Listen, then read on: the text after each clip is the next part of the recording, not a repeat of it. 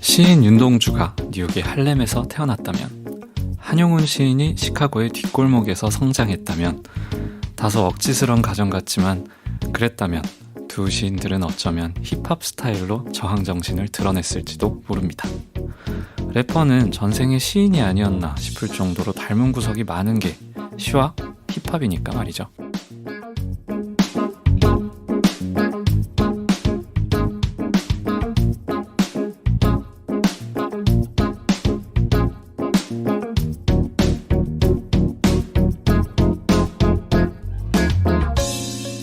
안녕하세요. 싱어송라이터 홍이삭입니다. 홍이삭의 이삭줍기 작사가 되는 법, 어느새 8번째 시간입니다. 오늘은 힙합 음악의 랩 가사, 또 그것이 어떻게 탄생하고 어떤 방식으로 음악이 되는지를 살펴볼 예정인데요. 래퍼 슬릭씨 모시고 힙합 가사에 대해 궁금한 것들 구체적으로 여쭤보고 얘기를 나눠보도록 하겠습니다. 잠시 뒤에 봬요.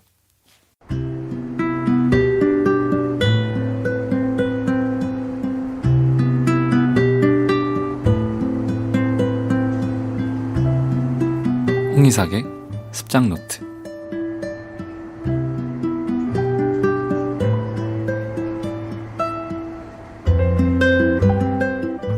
2019년 10월 6일, 요즘 굽은 어깨를 펴기 위해 노력 중이다. 긴장하고 힘이 들어가 구부정한 자세를 만드는 근육들의 힘을 빼는 법부터 배우고 있다. 딱히 방법이 있는 건 아니다. 힘을 빼고 몸의 긴장을 없애는 게 시작. 노력하지 않는 노력이랄까? 근데 그게 참 어렵다. 긴장된 근육들이 풀리면 기본적인 행동들을 해본다. 앉기, 일어서기, 숨쉬기, 소리내기, 걷는 연습을 해보기도 한다. 한동안 나는 온몸이 힘없이 축 처진 자세로 터벅터벅 걸어다녔다. 걷고자 하는 의지가 확실해야 무릎이 앞으로 나온다. 내 몸이 작동하는 걸 보면서 내가 얼마나 의지 없이 살아왔나 하는 반성까지 하게 되는 요즘이다. 내가 얼마나 흘러가듯 살았나. 내 다리에게 들킨 것 같아 부끄럽기도 하다. 다리야, 이제는 잘 걸어보도록 하자.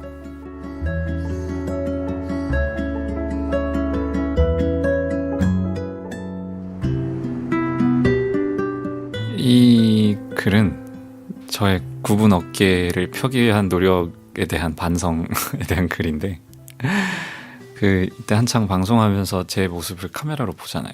근데 주변에서 하도 어깨가 이렇게 굽었냐고 뭐라 해가지고 제가 알렉산더 테크닉을 받으러 갔었어요. 근데 재밌는 게 이 치료죠. 치료법은 이제 몸의 근육이 알아서 회복되게 노력을 하는 거여서 진짜 하는 게 없었거든요.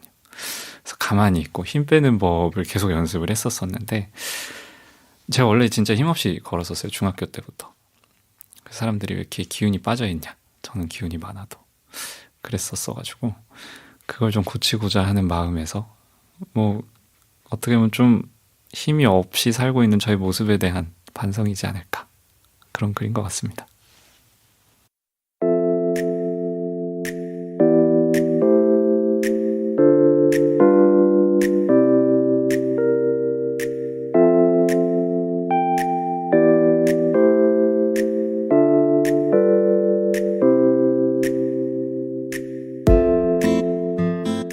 슬릭, 대한민국의 래퍼. 2011년 언더그라운드 힙합 그룹 위메이키 스토리에서 활동을 시작했고 2013년 디지털 싱글 라이트레스로 데뷔합니다.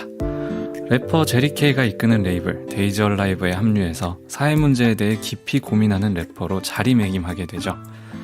2020년 한 방송 프로그램에서 출연해서 지옥에서 온 페미니스트라는 수식어로 널리 소개됐지만 본인 스스로는 굉장히 내성적인 사람이라고 얘기합니다. 본명은 영화, 7월에 태어났고 비건이며 수어를 배우고 있고 2권의 책을 공조로 펴낸 작가이기도 합니다. 뮤지션 전범섬과는 나쁜 비건은 어디로든 가지, 뮤지션 일환과는 서간집, 과로가 많은 편지를 출간하기도 했죠. 인터넷 서점 사이트에 슬릭의 창작 일기를 연재하고 계시니까 뮤지션이자 작가라고 소개해도 될 것 같은데요. 저를 비롯해서 힙합 알못인 많은 분들에게 큰 가르침을 주실 래퍼 슬릭 씨 모셨습니다. 안녕하세요. 안녕하세요. 슬릭입니다. 나와주셔서 감사합니다. 불러주셔서 감사합니다. 아니, 제가 궁금해서 좀 미리 찾아봤는데 MBTI가 INFP이신 것 같은데. 맞습니다. 이 내성적이신 분이 책도 3권 내시고 오디션 프로 2번이나 출연하시고 뭐 그것도 지옥에서 물론 작가님이 좀 같이 지어주셨긴 했겠지만 어떻게 이 과감한 단어까지 선택을 하셨는지 진짜 대단하신 것 같습니다. 괴로웠습니다. 네. 괴롭죠. 사실 저도 제가 뭐 오디션 프로 저도 뭐 해봐야 한 개 나갔는데 그 참 보통 일이 아니잖아요. 네, 그렇죠. 왜냐면 이제 이게 또 보통 이제 방송 뒤에서 만들어주시는 작가님 입장에서는 이 아티스트가 뭔가 좀 더 빛을 발했으면 좋겠으니까 또 이게 어때요? 저게 어때요? 막 이러면서 이제 막 얘기를 할 거고 난 그런 사람 아닌데 막 이러면서 어떠셨어요? 사실 오디션 프로그램이라기보다는 경연 프로그램에 좀 가까웠었는데 이제 네. 뭐 비슷하긴 했어요. 이제 뭐 10명의 출연진이 출연을 하고 그중에 이제 10명의 캐릭터를 다 잡아야 되니까 네.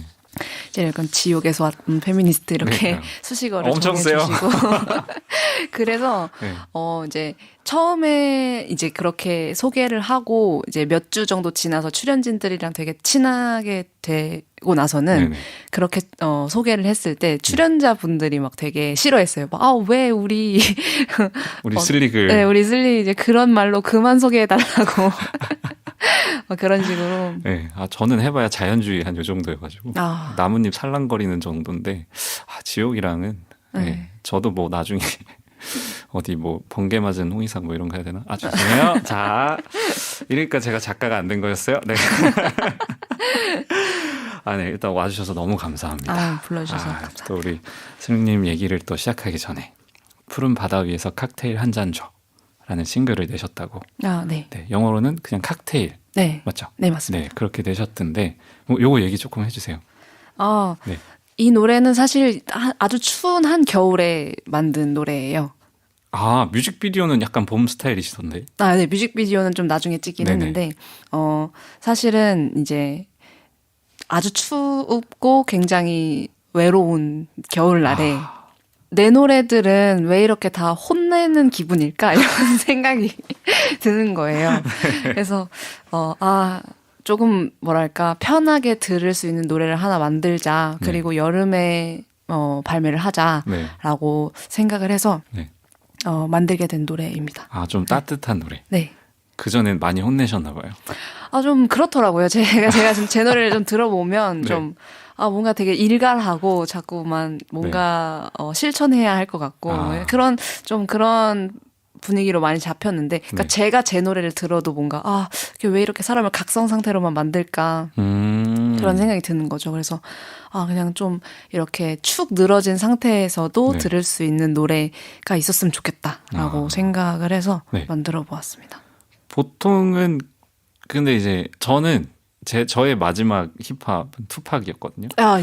투팍 목소리를 듣고 나 저건 못하겠다 이러고 이제 힙합을 자연스럽게 이제 해보고 싶잖아요, 막. 근데 그렇죠. 네. 투팍 목소리가 왜 이러고 있는데 막 목소리가 동양인 목소리 얇아가지고 막 안 되니까 거기서 넘어가서 이제 잘 모르지만 저의 인식의 힙합의 대부분은 사실 기본적인 게 베이스가 약간 각성. 이 좀 있다고 저는 생각을 했어요. 그 에너지나 사실 그때 힙합이 좀 더 그런 느낌이 있었죠. 그렇죠. 물론 뭐 퍼프데디나 이제 그런 멜로한 게 좀 있었긴 했지만 대부분의 이제 인상적이었던 래퍼들이라든지 그런 유명한 가수들은 되게 센 사람들이 많았잖아요. 그렇죠. 말도 세고 막 욕도 엄청 하고 막 뭐 툭하면 시비 걸고 막 이게 막 너무 많으니까. 네.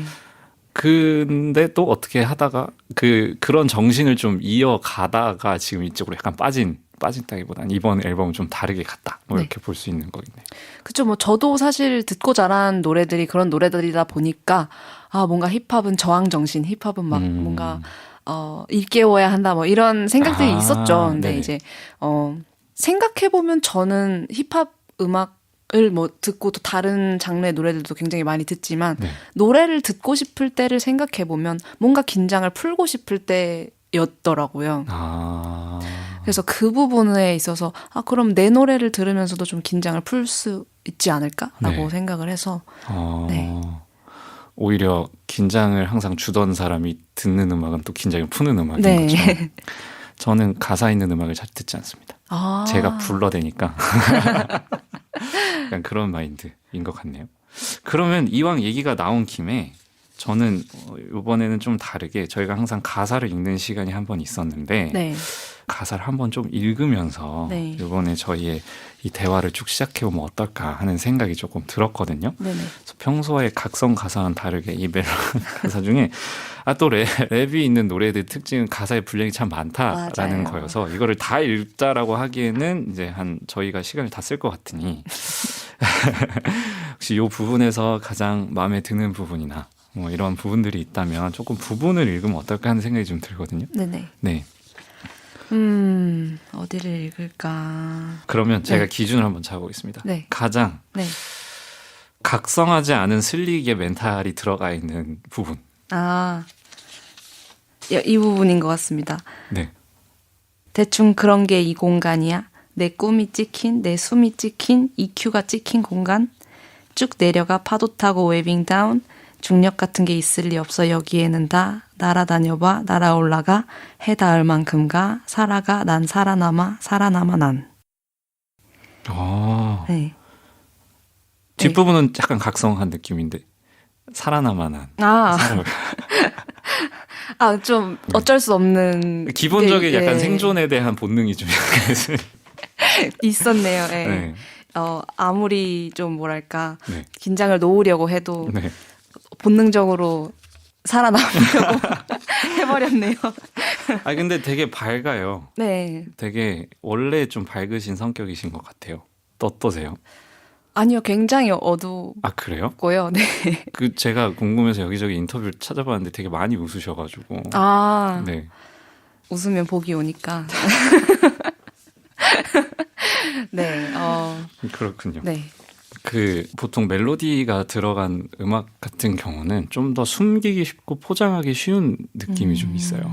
상대적으로. 왜냐하면 가사의 양도 적을 뿐더러 이제 멜로디라는 어떤 형식이 또 존재하고 그러다 보니까 사실 그렇게 되면 쓸 수 있는 한정적인 언어 안에서 표현해야 되기 때문에 좀 숨겨지게 되는 경우들도 많고 물론 이제 안 그러려고 노력을 하긴 하겠지만 특히 자기 얘기하려고 하는 사람들 보면은 좀 그렇게 숨겨지는 경우가 많아서 이 곡을 어떻게 썼어요? 라고 얘기를 했을 때 그거에 대한 설명을 듣기가 쉬워요. 왜냐면은 이거를 이렇게 해서 썼고 저렇게 써서 그래서 이런 가사가 나왔구나가 되는데 보통 힙합 같은 경우는 이제 가지고 있는 가사의 분량이 많아서 이 사람이 어떤 생각을 하는구나가 좀 더 직접적으로 들리잖아요. 그렇죠.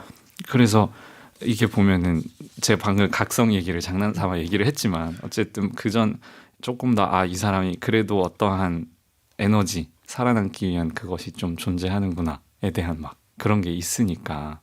근데 아까 말한 대로 저희가 뭐 힙합이 뭐 저항 정신 뭐 이런 얘기를 했었는데 그런 거는 어떠세요? 조금 더 자기 표현이 좀 더 깊이 들어가시는 막 그런 게 좀 있으신 것 같아요. 상대적으로 노래를 할 때 보통 보면은 음악을 들을 때랑 다르게. 그러니까 만들 때를 말씀하시는 거죠? 그렇죠. 만들 때, 부를 때 그런 어떤 차이가 확실히 있을 것 같아가지고. 맞아요. 근데 저도 사실 이제 랩을 제가 하지만 네. 랩을 많이 듣는다기보다는 오히려 그렇게 좀 뭔가 가사가 적고 네. 상징적인 것들이 많이 들어간 가사를 더 많이 듣긴 해요. 네. 그러면서 느끼는 거는 내가 풀어내는 것들이 결국에는 뭐 예를 들어서 A라는 것을 표현하고 싶을 때 네. 그냥 A야. 난 지금 감정 상태가 A야. 이렇게 말하는 것보다 지금 이 A 주변에 있는 이런 것들을 활용하게 되잖아요. 그런 것들의 양이 좀 더 늘어난다고 생각하시면 될 것 같아요. 네. 네. 수식하는 양이 늘어난다. 네. 네. 그래서 저 같은 경우에는 그런 식으로 좀 가사를 많이 쓰거든요. 네네. 그래서 오히려 랩이지만 직접적이지 않고 뭔가 좀 더 애매모호한다거나 아니면 좀 말장난을 친다거나 그런 것들을 좀 자주 사용하긴 해요.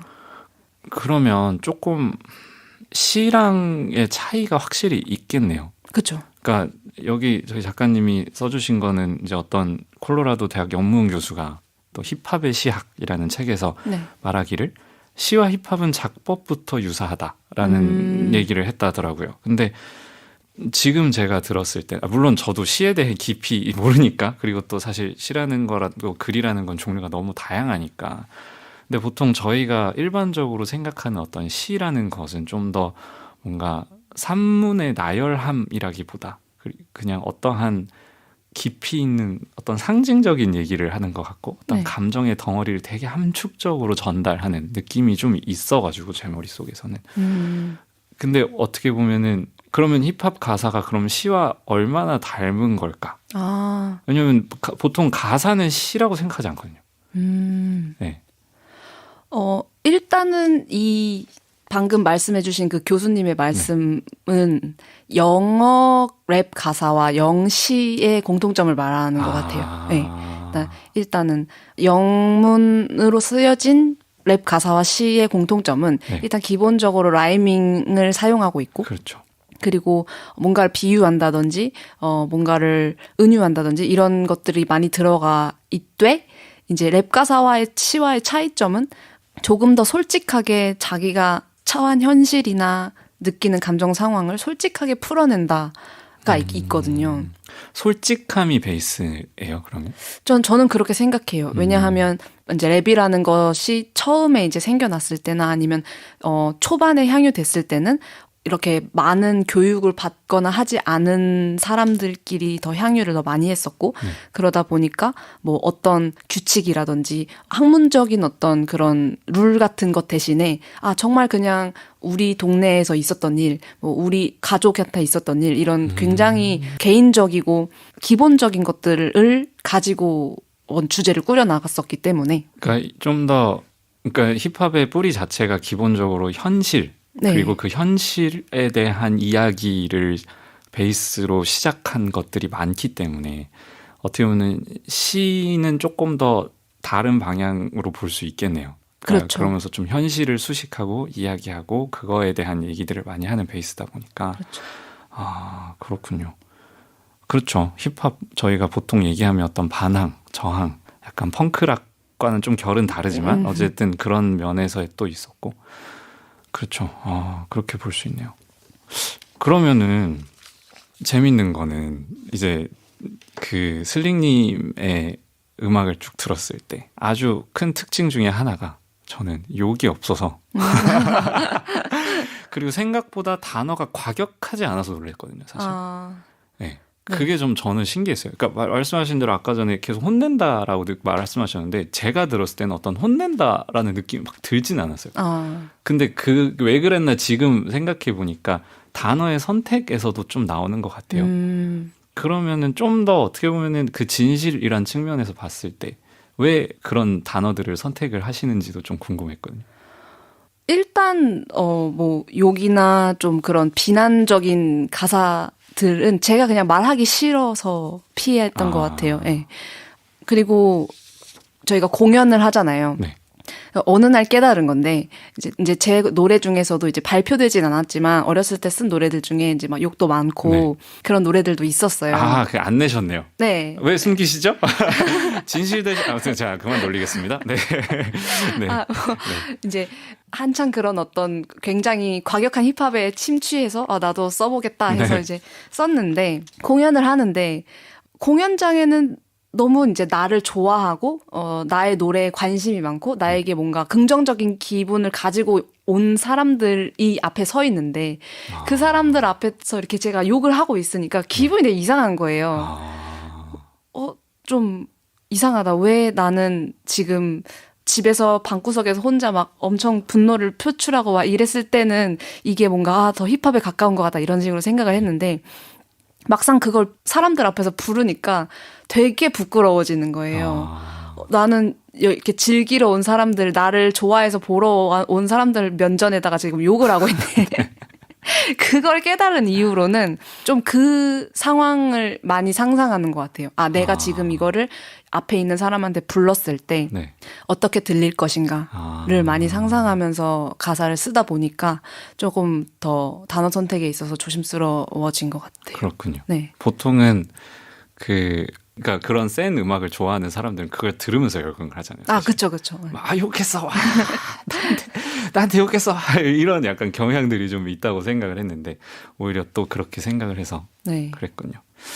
그러면 아까 처음 얘기를 했으니까 또 짧게 슬링님의 어떻게 해서 지금까지 힙합 또 힙합에 들어가서 그 시작을 했는지가 궁금합니다. 보통 저희가 작사 얘기를 했으니까 네. 보통은 저희가 그런 얘기를 해요. 저희가 작사법이니 어떻게 하면 작사가 될 수 있느냐에 대해서 얘기를 할 때 1차적으로는 누구를 만나느냐. 왜냐면은 이제 직접 곡을 쓰는 사람이 아니라 누군가의 음악에 가사를 붙이고 싶은 사람들은 어떻게 해야 되느냐에 대한 얘기는 또 누구와 어떻게 만나서 데뷔를 하느냐, 어떤 곡에 어떻게 가사 쓸 기회가 생기느냐에 대한 얘기를 또 좀 했었고, 이제 김사월님이 잠깐 오셨었는데, 저도 그렇고 직접 곡을 쓰는 사람들의 입장에서는 이제 남이 시키는 것보다 그냥 내가 먼저 쓰고 말지 이러면서 이제 쓰는 경우들이 되게 많은데, 슬링님의 어떤 이제 이 가사들 그리고 이 랩이란 힙합이라는 장르에서의 어떻게 해서 지금까지 이걸 쓰게 됐는지 그 시작점이 좀 궁금하거든요. 아주 어렸을 때는 네. 저도 작사가가 되고 싶었던 것 같아요. 그래서 네. 이제 즐겨 듣는 뭐 발라드 노래라든지 그런 노래들을 개사했었어요. 네. 개사요? 네. 있는 노래들을 새롭게 내가 네. 원하는 대로. 네. 뭔가 그렇다고 해서 내용이 막 엄청 드라마틱하게 바뀌지도 않았거든요. 네. 사랑 노래, 이별 노래의 가사를 이렇게 쓴 다음에 그 음절에 맞춰서 다른 단어로 이제 바꿔보는 그런 우와. 행동을 했었어요. 너무 재밌는데요? 그렇게 자발적으로 개사를 하는 경우들이 있군요. 네. 우와. 네. 그랬었고, 그런 기억이 있고, 이제 랩 가사를 처음에 쓰게 된 거는 이제 어느 날 그냥 이제 학교 갔다 와서 집에 케이블 TV 설치가 되어 있어서 이제 음악 전문 프로그램만 틀어주는 채널이 생긴 거예요. 네. 그 채널을 이렇게 보고 있는데 그 전까지 못 들어봤던 그런 스타일의 노래가 이제 들리는 거죠. 랩이라는. 네. 그래서 와, 짱 멋있다라고 생각하고 바로 방에 들어가서 그냥 이렇게 써봤어요. 네. 네네. 뭐 나는 중학생 뭐 이런 식으로. 기억나시는 거 하나 있어요? 너무 재밌는데요? 나는 중학생. 그런 거 있죠. 뭐. 네. 그래서 그리고 이제 라임을 맞춰야 되니까. 어떤 거요? 그런 게 뭔데요? 지금 네. 뭐 학교 갔다 와서 뭐 네. 내 공책은 노란색 뭐 이런 식으로. 네. 그런 식으로 네, 이제 네. 써보고 이제 뭐 아무것도 없으니까 네. 뭐 컴퓨터도 없고 뭐 아무것도 없으니까 시계 초침에다가 맞춰서 네. 그걸 막 이렇게 해오고 와. 막 그랬었거든요. 네. 그게 시작점이었어요. 네. 그러면은 개사할 때는 원래 노래를 부르면서 개사를 했을 거 아니에요? 네. 그럼 그때는 이제 노래를 하다가 그러면은 처음부터 이 글 쓰고 뭔가 가사를 쓰는 거에 대한 흥미가 있었네요. 자연스럽게. 네. 그죠? 왜 그랬는지 모르겠는데 네. 뭔가 계속 공책을 샀어요. 네. 그래서 계속 쓰고. 네. 그럼 보통 이제 친구들 쉬는 시간에 뭐 그림을 그리고 노을 사이에 이렇게 뭔가 가사를 쓰는 그런 네. 느낌이었어요. 약간 상상이 되는데 지금 이렇게 하실 때 이렇게 앉아서 혼자서 그 옆에서 야 너 뭐해 뭐 이러면 뭐 그냥 이러면서 이제 약간 네, 쓰시는 숨기고. 그런. 그렇구나. 그럼 그때는 막 비트 이런 거에 대한 생각도 안 하고 그냥 쓰셨을 거 아니에요? 그쵸. 그냥 뭐 비트 이런 거는 이제 막 컴퓨터도 있어야 되고 뭐 그렇죠. 막연히 생각할 때 어려우니까 네네. 그런 거는 나중에 생각하고 일단은 그냥 무반주로 계속. 그 다음에는요? 그 다음에는 이제 이제 컴퓨터가 생기고 네. 이제 비트를 제가 직접 뭐 만들거나 이런 건 너무 어려우니까 이제 유명한 래퍼들의 이제 앨범을 내면 네. 이제 인스트루멘탈 앨범을 따로 내거나 하잖아요. 네네, 그런 맞아요. 거를 이제 받아서 그 위에다가 이제 또 랩을 써보고 네. 그리고 뭐 이제 그러고 나면 이제 녹음을 하고 싶으니까 네. 녹음기 사고. 아니면 그 마이크 네. 인터넷 방송용 마이크 네. 그때 5,000원이었나요? 이거 이렇게 긴 거 네, 말하는 거죠. 맞아요. 약간. 네. 그거 사서 네. 녹음해보고 네. 그때 이제 뭐 커뮤니티 같은데 막 올려도 올리고. 보고, 뭐 그랬었던 것 같아요. 와, 그랬군요. 네. 그러면 첫 비트 위에 불렀던 누구의 비트를 사용하셨나요? 와, 그건 정말 생각이 안 나는데, 네. 이게 처음이었는지는 생각이 안 나지만, 우리나라 비트메이커 분 중에 데미캣이라는 분이 계세요. 네. 그분 비트 위에다 되게 많이 했었어요. 네. 아, 와, 여러분, 힙합 가사의 시작점은 알고 보니, 이 슬링님의 가사의 시작점은 일단 발라드 가사를 네. 하는 특히 거였고. 거미 씨 노래를 굉장히 많이 개사했어요. 그래요? 약간 R&B스럽게 막 쓰셨을 것 같은데, 그러면? 막 영어 가사도 껴놓고 막 그러셨던 거 아니에요? 아니요. 저는 무조건 한글로만 할게요. 네, 그 개사로 시작을 했고. 네. 그 다음에는 뭐 MR 없이 그냥 초침에 맞춰서. 네. 거의 그냥 60에 맞춰서. 그쵸. 그게 보통 왜 60이란 단어가 쓰이냐면 그 1분이 이제 60으로 나뉘어 있잖아요. 그래서 저희가 음악 템포를 맞출 때도 이제 그 속도에 대해서 저희가 물어봐요. 그러면 이제 60이다. 그러면 1분에 60번을 딱딱딱 거리는구나. 아니면은 이제 135다. 그럼 1분에 135에 그 박자 안에서 뭔가 있구나. 뭐 이런 얘기를 하는데 지금 이제 60에서 이제 계속 가셨다. 네. 이제 그런 걸로 이제 랩을 시작하셨다. 그때 자신의 수준을 좀 생각해 본다면? 수준이요? 그러니까 스스로 약간 만족하면서 하셨을 거 아니에요. 보통 그런 건 좀 자기만족으로 시작할 때 저도 네. 엄청 그랬거든요. 제가 엄청 잘하는 줄 알았거든요. 중학교 때. 저도요. 저는 그러고 나서 이제 고등학생 때 이제 그 끼를 이제 주체하지 못하고 네. 인터넷에 이제 올리기 같이 시작했고. 랩을 할 사람을 구해서 와, 갔던 적도 있어요. 엄청 용감하신데요? 그래서 고등학생 때는 이제 여성인 분들이 랩을 하는 커뮤니티를 발견해가지고 거기 네네네. 가가지고 뭐 공연도 하고. 고등학교 때부터 하신 거네요. 네, 그러면. 네. 와, 그렇구나. 제가 제일 잘한다고 생각했죠. 저도 제가 한 고2 때까지는 제가 제일 잘하는 줄 알았죠. 아. 예. 좋네요. 그러면은 이제 좋은 래퍼의 시작은 이제 막연한 개사와 비트 없는 랩과 자신감. 좀 정리를 좀 해볼 수 있을 것 같은데. 너무 재밌는데요? 그러면 이제 그때가 이제 아직 성인이 되기 전이었어요. 네, 예. 그럼 그 다음은 또 어떻게 되시나요? 이제 그 다음에 저는 이제 음악과 관련된 대학교를 진학을 하고 싶었어요. 근데 하필이면 제가 공부를 좀 잘해서 이게 자신감 뿜뿜. 장난 아닙니다. 네. 힙합은 자신감이거든요. 네. 저는 아무리 생각해요. 이제 근데 저희 부모님이나 뭐 이제 어른분들 세대는 이제 공부를 잘하는 친구들이 굳이 막 엄청 그런 음악이나 네. 뭐 또 예체능계에 가야 되겠냐 네. 이런 이제 막연한 그런 되게 말리셨어요. 네. 그래서 대학교는 성적에 맞춰서 맞춰 가고 가는, 대학교에 가서 그 다음에 너가 하고 싶은 대로 하거라. 라고 해서 이제 대학교에 진학을 해서 이제 흑인 음악 동아리가 있었어요. 네. 네, 거기에 이제 가입을 했죠. 네. 그랬군요. 네. 그러면서 좀 본격적인 어떠한 힙합의 네. 깊이로 좀 빠졌던. 그렇죠. 네. 그랬구나. 그러면 이제 이건 저희 개인적인 궁금함인데 네. 이 저희 완전 편견이거든요. 저 좀 깨주셔야 되는데 네. 보통 랩을 하시는 분은 말이 많을 것이다 라는 생각을 좀 하게 돼요. 왜냐면 쓰는 가사의 분량 자체가 많으니까 네. 하고 싶은 말이 좀 어떻게 이 많은 말을 다 쓰지? 저희끼리 가끔 그러거든요. 이제 옆에서 곡 쓰는 친구랑 앉아있으면 힙합이 이렇게 나오잖아요. 저건 뭐 어떻게 쓰냐? 계속 이제 저희끼리 한다라는 생각인데 어떻게 생각하세요? 말이 많다? 글쎄요. 일단 어쨌든 간에 뭔가를 표현하고 싶어 하는 사람들은 기본적으로 말이 많은 것 같긴 한데요. 뮤지션들끼리 모여있는 자리에 앉아있으면 늘 오디오가 비지 않는 것 같긴 해요. 네.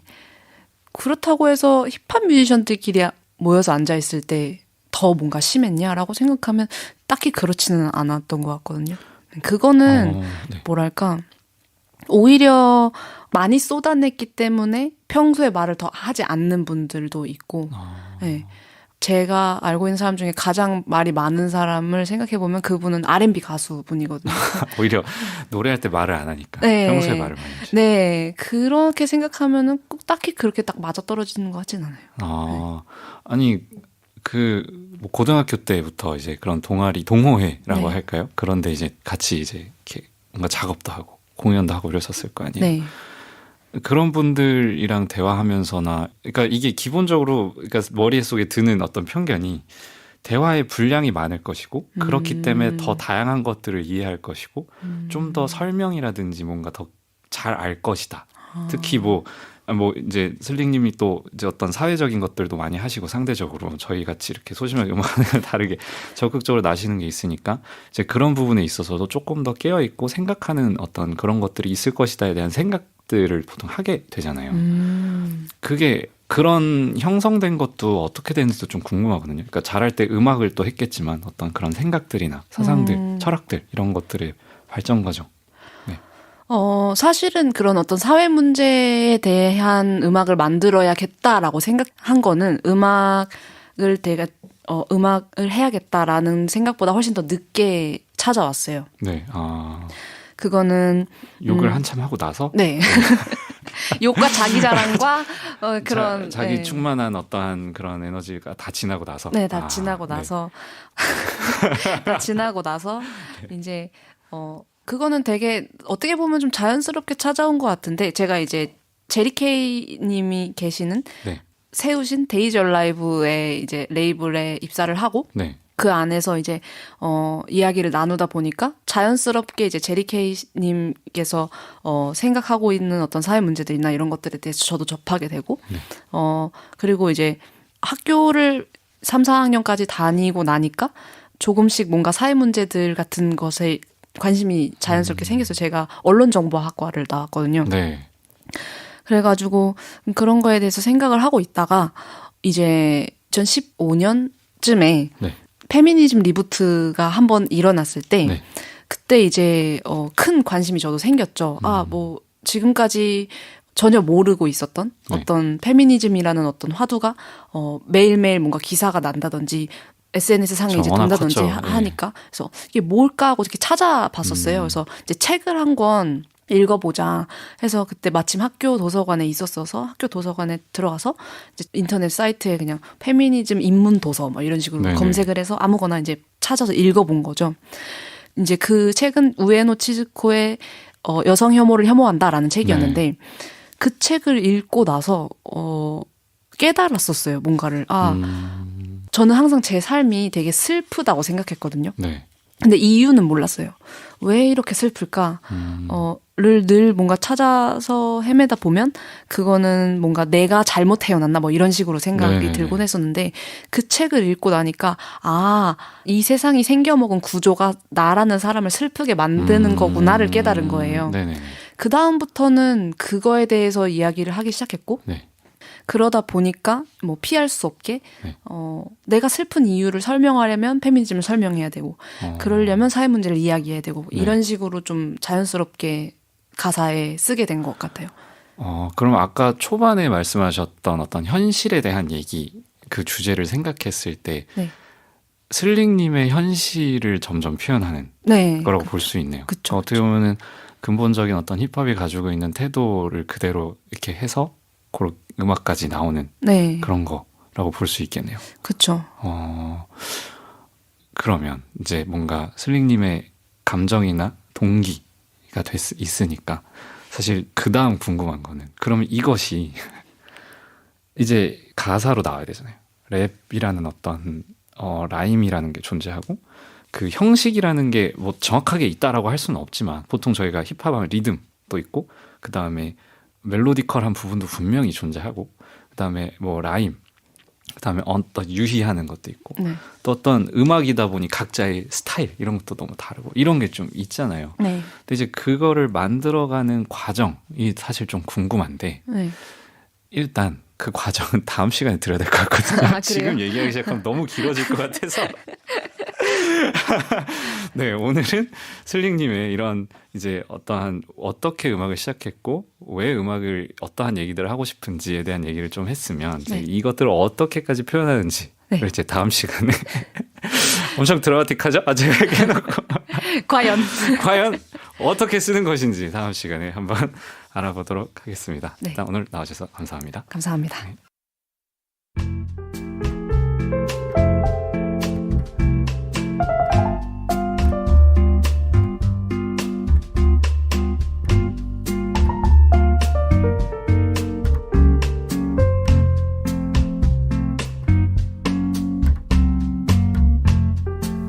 홍이삭의 이삭줍기 작사가 되는 법 어느새 마칠 시간입니다. 참 시간은 항상 제가 궁금한 것들이 있으면 참 빨리 지나가는 것 같네요. 네, 오늘 또 21세기의 새로운 시적 언어로 불리는 힙합에 대해서 또 래퍼 슬릭님과 함께 얘기를 나눴는데요. 다음 시간에는 좀 더 구체적인 랩을 또 어떻게 쓸 수 있는지, 어떻게 쓰는지에 대해서 한번 제가 잘 물어보고 뽑아보도록 하겠습니다. 다음 시간에 뵐게요. 홍이삭의 이삭줍기.